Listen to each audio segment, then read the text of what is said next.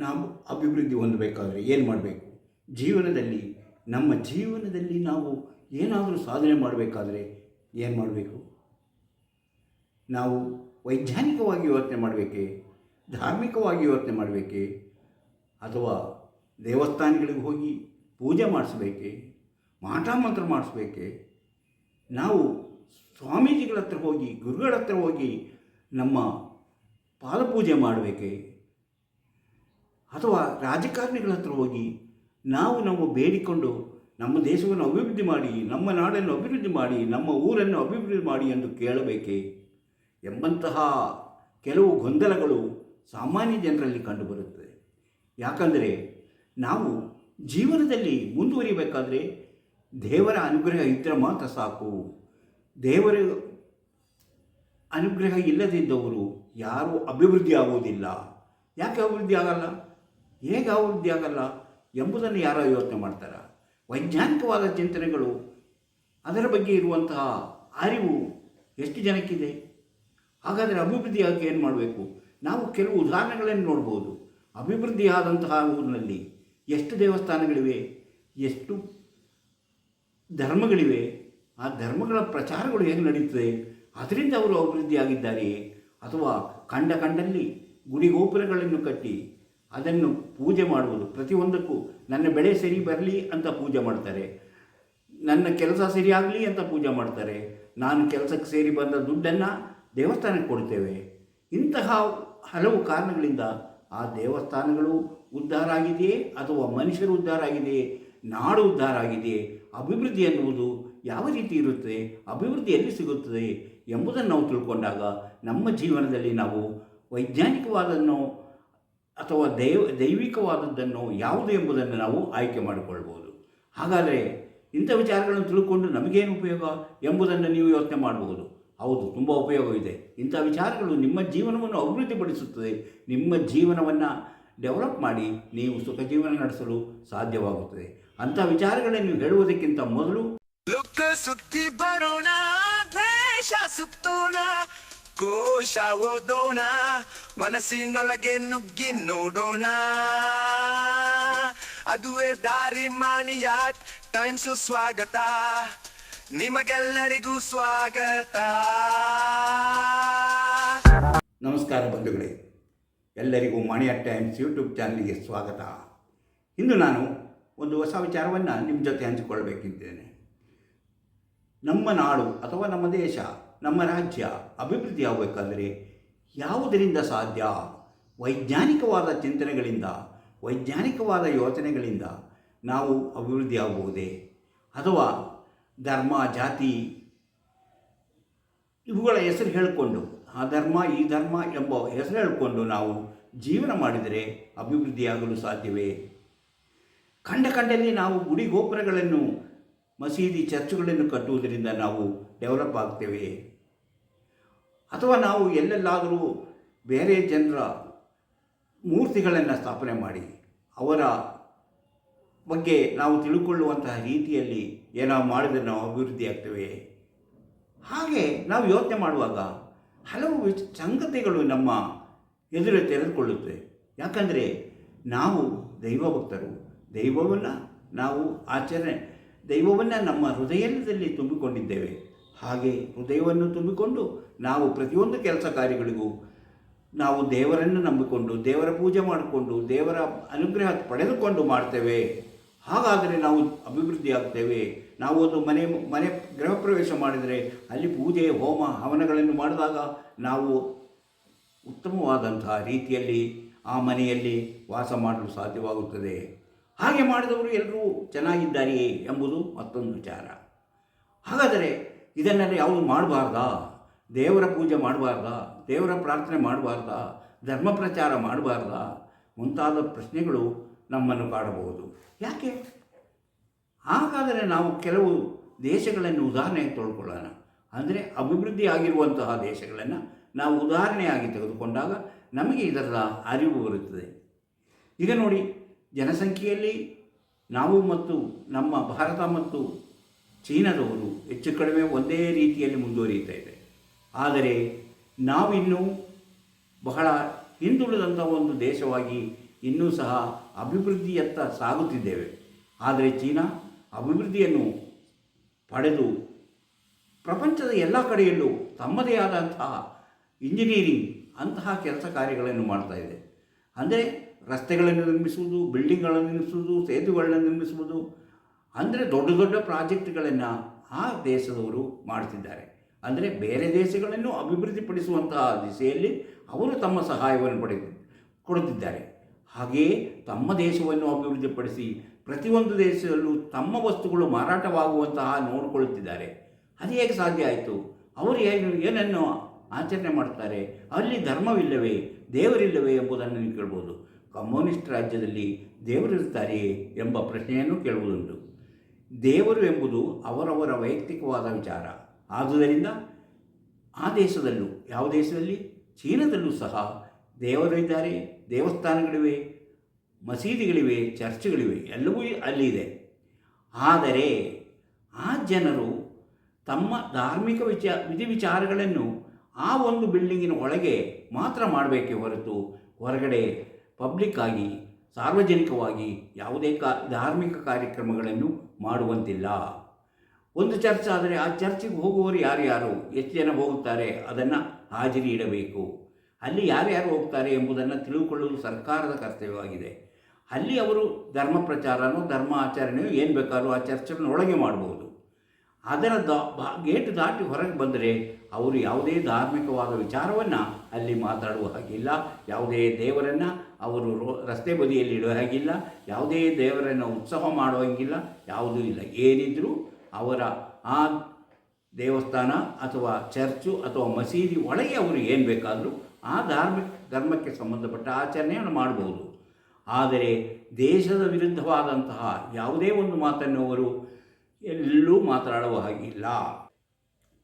ಹಾಗೆ ಅವರು ಕಾಯಕವೇ ಕೈಲಾಸ ಎಂಬಂತಹ ರೀತಿಯಲ್ಲಿ ಬದುಕುತ್ತಿದ್ದಾರೆ. ಅಂದರೆ ಪ್ರತಿಯೊಬ್ಬರು ಏನಾದರೂ ಕೆಲಸ ಮಾಡ್ತಾರೆ. ಈಗ ಅಲ್ಲಿ ಸಾಮಾನ್ಯವಾಗಿ ಒಬ್ಬ ರೈತನ ಕೆಲಸ ಮಾಡ್ತಿದ್ದಾರೆ ಅಂದರೆ ಹೆಚ್ಚಿಗೆ ಜನ ಅಲ್ಲಿ ವಯಸ್ಸಾದವರು, ಅಂದರೆ ಸುಮಾರು 50 ವಯಸ್ಸಿನ ಮೇಲ್ಪಟ್ಟವರೇ ಅಲ್ಲಿ ವ್ಯವಸಾಯ ಮಾಡುತ್ತಿದ್ದಾರೆ. ಆದರೆ ಸಾಮಾನ್ಯ ಜನರು ಬೇರೆ ಬೇರೆ ಕೈಗಾರಿಕೆಗಳಲ್ಲಿ ತೊಡಗಿಕೊಂಡಿದ್ದಾರೆ. ಆದರೆ ಅಲ್ಲಿ ಹೆಚ್ಚಿನ ಬೆಳೆಯನ್ನು ತೆಗೆಯಲಾಗುತ್ತದೆ. ಯಾವ ರೀತಿ ಬೆಳೆ ತೆಗಿತಾರೆ? ಅವರೆಲ್ಲರೂ ವೈಜ್ಞಾನಿಕವಾದ ರೀತಿಯಲ್ಲಿ ಹೆಚ್ಚು ಜಾಗದಲ್ಲಿ ಅವರು ಬೆಳೆಗಳನ್ನು ತೆಗಿತಾರೆ. ವೈಜ್ಞಾನಿಕವಾದದ್ದು, ನಾನು ಮೊದಲು ಹೇಳಿದ್ದು, ವಯಸ್ಸಾದವರು ಮಾಡುವಂತಹ ವ್ಯವಸಾಯ ಅದು ಅವರ ಸ್ವಂತವಾಗಿ ಖಾಸಗಿಯಾಗಿ ಮಾಡುವಂತಹ ತಮ್ಮ ಜೀವನಕ್ಕೆ ಬೇಕಾದಂಥ ವಸ್ತುವನ್ನು ಈ ವಯಸ್ಸಾದವರು ಬೆಳೆದುಕೊಳ್ಳುತ್ತಾರೆ. ಅಂದರೆ ಅಲ್ಲಿ ಯಾರೂ ಸುಮ್ಮನೆ ಕುಳಿತುಕೊಳ್ಳುವುದಿಲ್ಲ. ಅಂತಹ ಜನಗಳು, ವಯಸ್ಸಾದವರು ಕೂಡ ಅಲ್ಲಿ ಮಣ್ಣು ಹದ ಮಾಡಿ ಅಲ್ಲಿ ಬೆಳೆ ತೆಗೆದು ಸಣ್ಣ ಪುಟ್ಟ ಮಾರುಕಟ್ಟೆಗೆ ತಂದು ಮಾರಾಟ ಮಾಡಿ ತಮ್ಮ ಖರ್ಚಿಗೆ ಬೇಕಾದ ಹಣವನ್ನು ಹೊಂದಿಸಿಕೊಳ್ಳುತ್ತಿದ್ದಾರೆ. ಆದರೆ ಅಲ್ಲಿ ಬೇಕಾದಷ್ಟು ಭೂಮಿ ಇದೆ. ಆ ಭೂಮಿಯಲ್ಲಿ ವೈಜ್ಞಾನಿಕವಾದ ರೀತಿಯಲ್ಲಿ ಕೆಲಸ ಮಾಡುವುದು ಸಹ ಒಂದು ಉದ್ಯೋಗವಾಗಿ ಸ್ವೀಕರಿಸಲಾಗಿದೆ. ಇಂಥ ವಿಚಾರಗಳನ್ನು ಹೊತ್ತು ಬರ್ತಿರುವಂತಹ ಮಾಣಿಯಾಕ್ ಟೈಮ್ಸ್ ಯೂಟ್ಯೂಬ್ ಚಾನಲನ್ನು ನೀವು ಇನ್ನೂ ಸಬ್ಸ್ಕ್ರೈಬ್ ಮಾಡಿಲ್ಲವಾದರೆ ಈಗಲೇ ಕೆಳಗೆ ಕಾಣುವ ಸಬ್ಸ್ಕ್ರೈಬ್ ಎಂದು ಬರೆದಿರುವಲ್ಲಿ ಒಮ್ಮೆ ಕ್ಲಿಕ್ ಮಾಡಿ ಸಾಕು, ನೀವು ಸಬ್ಸ್ಕ್ರೈಬರ್ ಆಗ್ತೀರಿ. ಅದೇ ರೀತಿ ಪಕ್ಕದಲ್ಲಿ ಕಾಣುವ ಗಂಟೆಯ ಚಿಹ್ನೆಯನ್ನು ಒಮ್ಮೆ ನೀವು ಕ್ಲಿಕ್ ಮಾಡಿದರೆ ಮಾಣಿಯಾಕ್ ಟೈಮ್ಸ್ ಯೂಟ್ಯೂಬ್ ಚಾನಲ್ ಯಾವುದೇ ಹೊಸ ವೀಡಿಯೋ ಅಪ್ಲೋಡ್ ಆದಕೊಳ್ಳೆ ನಿಮ್ಮ ಮೊಬೈಲಿಗೆ ನೋಟಿಫಿಕೇಷನ್ ಬರುವುದರಿಂದ ನೀವು ಎಲ್ಲ ವೀಡಿಯೋಗಳನ್ನು ನೋಡಿ ಹೆಚ್ಚು ವಿಷಯಗಳನ್ನು ತಿಳಿದುಕೊಳ್ಳಲು ಸಾಧ್ಯವಾಗುತ್ತದೆ. ಹಾಗೆಯೇ ಪ್ರತಿಯೊಂದು ವಿಡಿಯೋವನ್ನು ಆರಂಭದಿಂದ ಕೊನೆಯವರೆಗೂ ನೋಡಿ, ಲೈಕ್ ಮಾಡಿ, ಶೇರ್ ಮಾಡಿ, ಪ್ರೋತ್ಸಾಹ ಕೊಡಿ. ನಾನು ಹೇಳಿದೆ, ಚೀನಾದವರು ಡೆವಲಪ್ ಮಾಡಲು ಆಗುವಂತಹ ಸ್ಥಿತಿ ಹೇಗಿದೆ. ಪ್ರತಿಯೊಬ್ಬರೂ ಕೆಲಸ ಮಾಡ್ತಾರೆ. ಪ್ರತಿಯೊಬ್ಬರೂ ತಮ್ಮಲ್ಲಿರುವಂತಹ ಕೆಲಸಗಳು ಅಥವಾ ತಮ್ಮ ಗುಡಿ ಕೈಗಾರಿಕೆಗಳು ಇಲ್ಲವೇ ದೊಡ್ಡ ದೊಡ್ಡ ಕೈಗಾರಿಕೆಗಳು ಎಲ್ಲಿ ಬೇಕಾದ್ರೂ ಅವರು ಕೆಲಸ ಮಾಡ್ತಾರೆ. ಆದುದರಿಂದ ಅವರಲ್ಲಿ ನಾವು ಭಾರತಕ್ಕಿಂತಲೂ ಹೆಚ್ಚು ಮುಂದುವರೆದ ಒಂದು ದೇಶವಾಗಿ ಅವರು ಒಂದು ಪ್ರಪಂಚದಲ್ಲಿ ಒಂದು ಶಕ್ತಿಯುತವಾದಂತಹ ದೇಶವಾಗಿ ಅವರು ಅಭಿವೃದ್ಧಿಯಾಗಿದ್ದಾರೆ. ಅಲ್ಲಿ ದೇವರು ಅಥವಾ ದೇವಸ್ಥಾನ, ನಾನು ಅಲ್ಲೊಂದು ದೇವಸ್ಥಾನ ಕಟ್ಟಬೇಕು, ಇಲ್ಲೊಂದು ದೇವಸ್ಥಾನ ಕಟ್ಟಬೇಕು, ಅವನು ಆ ಜಾತಿಯವನು, ಇವನು ಈ ಜಾತಿಯವನು ಎಂಬಂತಹ ಯಾವುದೇ ಗಲಾಟೆಯಲ್ಲಿಲ್ಲ. ಜಾತಿ ಏನಿದ್ದರೂ ಒಳಗೆ, ನಿಮ್ಮ ದೇವಸ್ಥಾನದೊಳಗೆ. ಅದು ಬಿಟ್ಟು ಹೊರಗೆ ಆ ರಸ್ತೆಗೆ ಬಂದು ನೀವು ದೇವರ ಬಗ್ಗೆ ಮಾತಾಡುವ ಹಾಗಿಲ್ಲ, ದೇವರ ಪ್ರಚಾರ ಮಾಡುವ ಹಾಗಿಲ್ಲ, ದೇವರನ್ನು ಉತ್ಸವ ಮಾಡುವ ಹಾಗಿಲ್ಲ, ಯಾವುದೂ ಇಲ್ಲ. ಅದೆಲ್ಲವೂ ಹೊರಗಡೆ ಮಾತಾಡೋ ಹಾಗೆ ಇಲ್ಲ. ಧರ್ಮದ ವಿಚಾರ, ಧರ್ಮ ಅಂದರೆ ನಿಮ್ಮ ಮನೆಯಲ್ಲಿ, ಅದು ನಿಮ್ಮ ದೇವಸ್ಥಾನದಲ್ಲಿ. ಅದು ಬಿಟ್ಟು ಹೊರಗಡೆ ಧರ್ಮದ ವಿಚಾರವನ್ನು ನೀವು ಯಾವತ್ತೂ ಮಾತಾಡುವ ಹಾಗಿಲ್ಲ. ಅದೇ ಅವರ ಬೆಳವಣಿಗೆಗೆ, ಅಂದರೆ ಜಾತಿ ಧರ್ಮ ಎಂಬ ಹೊಡೆದಾಟ, ಅಲ್ಲಿ ಗಲಾಟೆ ಅಂಥವೋ ಯಾವುದೇ ವಿಚಾರಗಳಿಲ್ಲ. ನನ್ನ ದೇವಸ್ಥಾನ ಇನ್ನೂ ದೊಡ್ಡದಾಗಿರಬೇಕು, ನನ್ನ ದೇವಸ್ಥಾನ ಹೀಗಿರಬೇಕು, ಆ ಸ್ವಾಮಿಗಳಲ್ಲಿ ಹೀಗಿರಬೇಕು, ಅದು ಯಾವುದೂ ಅಲ್ಲಿ ನಡೆಯೋದಿಲ್ಲ. ಪ್ರತಿಯೊಬ್ಬರು ತಮ್ಮ ತಕ್ಕಂತೆ, ತಮ್ಮ ದೈಹಿಕವಾಗಿ ತಕ್ಕಂತೆ ಅವರು ಕೆಲಸ ಮಾಡುವಂತಹ ಒಂದು ವ್ಯವಸ್ಥೆಯಲ್ಲಿದೆ. ಆದರೆ ಧರ್ಮಾಚರಣೆ, ಆಮೇಲೆ ಅದರ ಬಗ್ಗೆ ಗಲಾಟೆ ಮಾಡುವುದು, ಅದರ ಮೇಲೆ ಭೇದ ಭಾವ ಮಾಡುವುದು, ಅದರ ಬಗ್ಗೆ ಮಾತಾಡ್ತಾ ನಡೆಯೋದು ಯಾವುದೂ ಅಲ್ಲಿ ನಡೆಯುವುದಿಲ್ಲ. ಆದ್ದರಿಂದ ಅವರು ಹೆಚ್ಚು ಅಭಿವೃದ್ಧಿಯಾಗಿದ್ದಾರೆ. ಅದೇ ರೀತಿ ದಕ್ಷಿಣ ಕೊರಿಯಾ ನೋಡಿ, ದಕ್ಷಿಣ ಕೊರಿಯಾದಲ್ಲಿ ಅದೇ ರೀತಿ ಯಾವುದೇ ಧರ್ಮಕ್ಕೆ ಅವಕಾಶವಿಲ್ಲ, ಯಾವುದೇ ಧರ್ಮಾಚರಣೆಯ ಅವಕಾಶವಿಲ್ಲ. ಆದರೆ ಅಲ್ಲಿಯೂ ದೇವಸ್ಥಾನ ಇದೆ, ಅಲ್ಲಿಯೂ ಚರ್ಚ್ ಇದೆ, ಅಲ್ಲಿ ತಮ್ಮದೇ ಆದಂತಹ ಮಸೀದಿಗಳಿದೆ, ಎಲ್ಲವೂ ಅಲ್ಲಿದೆ. ಆದರೆ ಅವರು ಏನು ಮಾಡ್ತಾರೆ, ಅವರು ಆ ರೂಮಿನೊಳಗೆ ಅಥವಾ ಆ ಮನೆಯೊಳಗೆ ಅಲ್ಲಿ ಅಷ್ಟಕ್ಕೆ ಮಾತ್ರ ಅವರ ಧರ್ಮಾಚರಣೆಯನ್ನು ಆಚರಿಸಬೇಕು, ಧರ್ಮದ ಬಗ್ಗೆ ಮಾತಾಡಬೇಕು. ಹೊರಗಡೆ ಬಂದರೆ ಅವರು ಧರ್ಮವನ್ನು ಆಚರಣೆ ಮಾಡೋ ಹಾಗಿಲ್ಲ, ಧರ್ಮದ ಬಗ್ಗೆ ಮಾತಾಡುವ ಹಾಗಿಲ್ಲ. ಅವರ ಜೀವನದಲ್ಲಿ ಅವರಿರುವುದು ವೈಜ್ಞಾನಿಕವಾದ ರೀತಿಯಲ್ಲಿ ಏನೇನು ಮಾಡೋ ಕೆಲಸ ಮಾಡ್ಬೋದು, ವೈಜ್ಞಾನಿಕ ರೀತಿಯಲ್ಲಿ ಏನೇನು ಮಾಡ್ಬೋದು, ಯಾವ ರೀತಿ ಬೆಳೆ ತೆಗಿಬೋದು, ಯಾವ ರೀತಿ ಉದ್ಯೋಗವನ್ನು ಸೃಷ್ಟಿ ಮಾಡಬಹುದು ಎಂಬುದರ ಬಗ್ಗೆ ಮಾತನಾಡ್ತೇವೆ ಹೊರತು ಧರ್ಮ ಜಾತಿಯ ಬಗ್ಗೆ ಅಲ್ಲಿ ಯಾರೂ ಮಾತಾಡುವುದಿಲ್ಲ. ಈ ದೇಶಗಳಲ್ಲೆಲ್ಲವೂ ಹಲವು ಜಾತಿಗಳಿದೆ. ಅಲ್ಲಿ ಮುಸ್ಲಿಮ್ ಇದ್ದಾರೆ, ಕ್ರಿಶ್ಚಿಯನ್ ಇದ್ದಾರೆ, ಬೌದ್ಧರಿದ್ದಾರೆ, ನೆಪ್ಸಿಯನ್ ಎಂಬ ಪಂಗಡದವರಿದ್ದಾರೆ. ಎಲ್ಲ ಜಾತಿಯವರು, ಆ ಪಂಗಡದವರು ಅಲ್ಲಿದ್ದಾರೆ. ಆದರೆ ಯಾರೂ ತಮ್ಮ ಜಾತಿ ಪಂಗಡದ ಬಗ್ಗೆ ಎಲ್ಲೂ ಹೇಳಬೇಕಾಗಿಲ್ಲ, ಯಾರೊಂದಿಗೂ ಹೇಳಬೇಕಾಗಿಲ್ಲ. ಅದು ಏನಿದ್ದರೂ ಅವರ ಆಚರಣೆಗೆ ತಕ್ಕಂತೆ ಅವರ ದೇವಸ್ಥಾನಗಳಿಗೆ ಅವರು ಹೋಗಬೇಕೆ ಹೊರತು, ಆ ದೇವಸ್ಥಾನದೊಳಗೆ ಏನೋ ಮಾತಾಡಬೇಕೆ ಹೊರತು ಹೊರಗೆ ಬಂದು ಏನನ್ನು ಮಾತಾಡುವ ಆಗಿಲ್ಲ. ಈಗ ಚೈನಾ ಹೇಳಿದೆ, ಚೀನಾ ಆದಮೇಲೆ ಕೊರಿಯಾ ಹೇಳಿದೆ, ಈಗ ನೋಡಿ ಜಪಾನ್ನಲ್ಲೂ ಹಾಗೆ ಅವರು ತಮ್ಮ ಧರ್ಮಕ್ಕೆ ಸಂಬಂಧಪಟ್ಟಂಥ ವಿಚಾರಗಳನ್ನು ತಮ್ಮ ದೇವಸ್ಥಾನಗಳಲ್ಲಿ ಅಲ್ಲಿ ಮಾತಾಡಬೇಕೆ ಹೊರತು ಹಾಗೆ ಕಂಡಲ್ಲಿ ದೇವಸ್ಥಾನಗಳನ್ನು ಕಟ್ಟುವುದು, ಗುಡಿ ಗೋಪುರಗಳನ್ನು ಕಟ್ಟುವುದು ಅಲ್ಲಿ ಸಾಧ್ಯವಾಗೋದು. ಯಾಕಂದರೆ ಅಲ್ಲಿ ಪರ್ಮಿಷನ್ ಕೊಡೋದಿಲ್ಲ. ಅವರು ಏನೇ ಕಟ್ಟಬೇಕಾದರೂ ಮೊದಲೇ ಸರ್ಕಾರದಿಂದ ಪರ್ಮಿಷನ್ ಬೇಕು. ಆ ಪರ್ಮಿಷನ್ ಅವರ ಅವಶ್ಯಕತೆಯೇ ಇದೆಯೋ ಇಲ್ಲವೋ ಎಂಬುದನ್ನು ತಿಳಿದುಕೊಂಡು ಅಂತಹ ಪರ್ಮಿಷನ್ ತಗೊಂಡ ಮೇಲೆ ಆ ಜಾಗದಲ್ಲಿ ಮಾತ್ರ ಅವರು ಧಾರ್ಮಿಕ ಕೇಂದ್ರಗಳನ್ನು ಸ್ಥಾಪನೆ ಮಾಡ್ಬೋದೇ ಹೊರತು ಹೊರಗಡೆ ಬಂದು ಎಲ್ಲೂ ಅವರು ಧಾರ್ಮಿಕ ವಿಚಾರಗಳನ್ನು ಮಾಡುವಾಗಿಲ್ಲ. ಆದುದರಿಂದ ಅವರು ಯಾರು ಜಪಾನ್ನವರು ಯಾಕೆ ಅಭಿವೃದ್ಧಿಯಾದರು, ಅವರಿಗೂ ಸಹ ಕಾಯಕವೇ ಕೈಲಾಸ ಎಂಬ ತತ್ವದಡಿಯಲ್ಲಿ ಅವರು ಜೀವನ ಮಾಡ್ತಿದ್ದಾರೆ. ಅವರು ಹಲವು ರೀತಿ ಕೃಷಿ ಆಗಲಿ ಯಾವುದೇ ಆಗಲಿ ಎಲ್ಲವೂ ವೈಜ್ಞಾನಿಕವಾದ ರೀತಿಯಲ್ಲಿ ಕೆಲಸ ಮಾಡುವುದರಿಂದ ಅವರು ಅಭಿವೃದ್ಧಿಯಾಗಿದ್ದಾರೆ. ಆದರೆ ನಮ್ಮ ಭಾರತದಲ್ಲಿ ಕಂಡಲ್ಲಿ ಒಂದು ಕೋತಿ ಸತ್ತು ಹೋಗಿದರೆ ಅಲ್ಲಿ ಅದನ್ನು ಹೂತಾಕಿ ಅಲ್ಲೊಂದು ದೇವಸ್ಥಾನ, ಅಲ್ಲೊಂದು ಗುಡಿ, ಹಾಗೆ ಒಂದು ರೀತಿಯಲ್ಲಿ ಗುಡಿ ತನಗೆ ಇಷ್ಟ ಬಂದ ಜಾಗದಲ್ಲಿ, ಪಬ್ಲಿಕ್ ಜಾಗ ಇರ್ಬೋದು, ರಸ್ತೆ ಬದಿಯಲ್ಲಿ ಆಗಿರ್ಬೋದು, ಅಥವಾ ಇನ್ಯಾವ ಸರ್ಕಾರಿ ಜಾಗದಲ್ಲಿ ಆಗಿರ್ಬೋದು, ಅಲ್ಲಿ ಗುಡಿಗಳನ್ನು ಕಟ್ತಾರೆ. ಅದೇ ರೀತಿ ಶಿಲುಬೆಗಳನ್ನು ಇಡುವಂತಹ ಕೆಲಸಗಳಿದೆ. ಮಸೀದಿಗಳಲ್ಲಿ ಯಾವುದಾದರೂ ಒಂದು ಹೆಣವನ್ನು ಹೂತಾಕಿದ ಜಾಗದಲ್ಲಿ ಅಲ್ಲಿ ಗುರುಸಿನಂತಹ ಕಾರ್ಯಕ್ರಮ ನಡೆಸುವಂತಹ ಆ ರೀತಿಯಲ್ಲಿ ಯಾವುದಾದ್ರೂ ಒಂದು ಸಮಾಧಿಯನ್ನು ಮಾಡಿ ಅದನ್ನು ಸಹ ಜನರ ಪೂಜಾ ಕೇಂದ್ರವನ್ನಾಗಿ ಮಾಡುವಂತಹ ಒಂದು ಪರಿಸ್ಥಿತಿ ಹರಡಿಕೊಳ್ತಾ ಇದೆ. ಅಂದರೆ ನಮ್ಮ ದೇಶದಲ್ಲಿ ಪ್ರತಿಯೊಂದಕ್ಕೂ ನಾವು ದೇವರ ಅನುಗ್ರಹ, ದೇವರ ಪೂಜೆ, ದೇವರಿಗೆ ಯಜ್ಞ, ಯಾಗ, ಪ್ರಾರ್ಥನೆ ಎಲ್ಲವನ್ನೂ ಮಾಡ್ತೇವೆ. ಯಾಕೆ? ನಾವು ಸೋಮಾರಿಗಳಾಗಿದ್ದೇವೆ. ನಾವು ಕಾಯಕವೇ ಕೈಲಾಸ ಎಂದು ತಿಳಿದಿಲ್ಲ.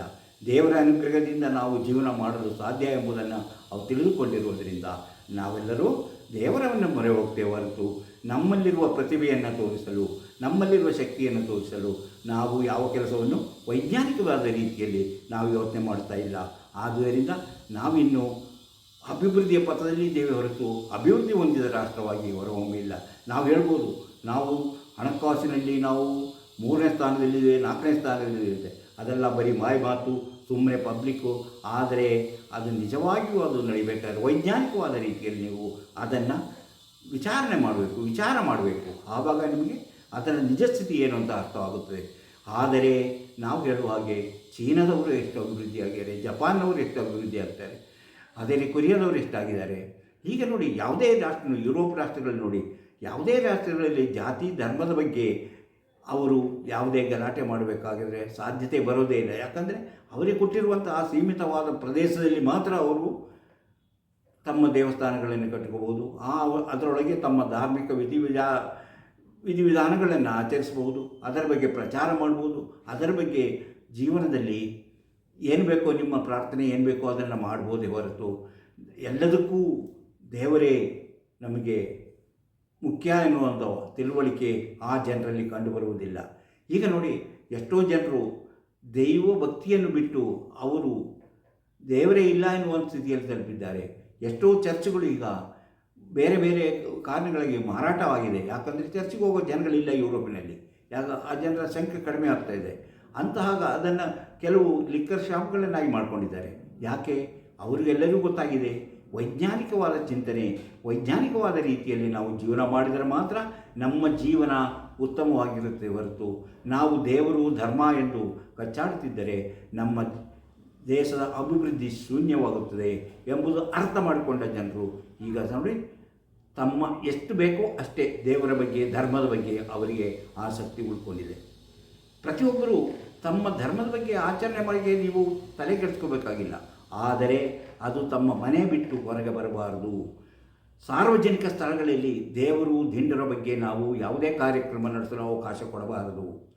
ಹಾಗೆ ಅವಕಾಶ ಕೊಡುವುದರಿಂದ ಏನಾಗುತ್ತೆ, ಈ ರೀತಿಯಲ್ಲಿ ಜಗಳ ಗೊಂಬಿಗಳು ಆಗುತ್ತೆ, ಕೋಮುದ್ವೇಷ, ಜಾತಿದ್ವೇಷ, ಧರ್ಮದ್ವೇಷಗಳು ಹುಟ್ಟಿಕೊಳ್ಳುತ್ತದೆ. ಯಾಕಂದರೆ ಅದು ಒಂಥರ ಈಗೋ ರೀತಿಯಲ್ಲಿ ಬೆಳೀತಾ ಹೋಗ್ತದೆ. ಅದರಿಂದ ಶಾಂತಿ ಕೆಡುತ್ತದೆ, ನೆಮ್ಮದಿ ಕೆಡುತ್ತದೆ. ಕೊನೆಗೆ ಜನಗಳಲ್ಲಿ ಈ ದೇಶಕ್ಕೆ ಹೋದರೆ ಅಪಾಯವಿದೆ ಎಂಬ ಭಾವನೆ ಮೂಡುವಂಥ ಸ್ಥಿತಿಯಲ್ಲಿ ನಾವಿದ್ದೇವೆ.